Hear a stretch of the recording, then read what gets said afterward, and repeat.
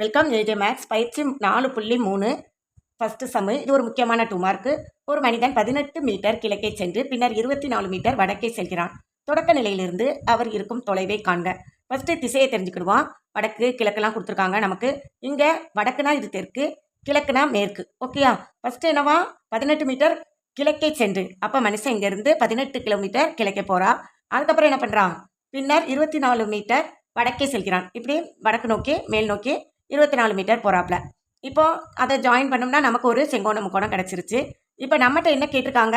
அவர் தொடக்க நிலையிலிருந்து அவர் இருக்கும் தொலைவை காண்க. தொடக்கத்தில் இங்கே தானே இருந்தார் அந்த மனுஷன். அதுலேருந்து கிழக்க போனார், அப்புறம் வடக்க போனார். அப்போ இப்போ எங்கே தான் இருக்காரு? வடக்க இருக்காரு. இந்த ரெண்டுக்கும் உள்ள டிஸ்டன்ஸ் தான் கேட்டிருக்காங்க. அப்போ ஏபி தான் நமக்கு வேணும். ஏபி என்ன அப்படின்னு கண்டுபிடிக்கணும்.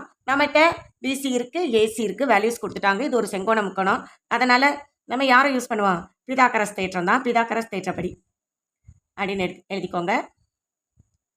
பிதாகரஸ் தேற்றப்படி என்னது நமக்கு தெரியும்? கர்ணம் ஸ்கொயர்டு ஈக்குவல் டு பக்கம் ஸ்கொயர்டு ப்ளஸ் பக்கம் ஸ்கொயர்டு இல்லையா? அப்போ யார் கர்ணம்? இங்கே 90 டிகிரிக்கு ஏத்தாப்பில் இருக்கிறவங்க தான் கர்ணம்.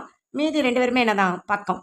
அப்போ கர்ணம் ஸ்கொயர்டுங்கிறது AB squared equal to 18 squared plus 24 square. 18 × 18 பெருக்குவோமா? ஃபஸ்ட்டு 18 பெருக்கலாம். 8 8 64க்கு 4 மீதி 6, அப்புறம் 1 8 8 6 சேர்த்தா 14.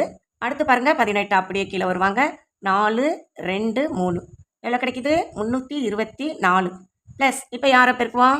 24 × 24. ஓகே, நானாங்க 16க்கு 6 மீதி 1, 2 8 1 9, 2 8 2 4. ஓகே, 6 இங்கே என்ன கிடைக்கும்? 17க்கு 7 மீதி 1 5, 576 கிடைச்சிருக்கு. இப்போ ரெண்டு பேரையும் கூட்டுவோமா? அப்படியே கூட்டிடுவோம். 6 4 10 மீதி 1. இங்கே பாருங்கள் 7 கூட 1 சேர்ந்தா 8.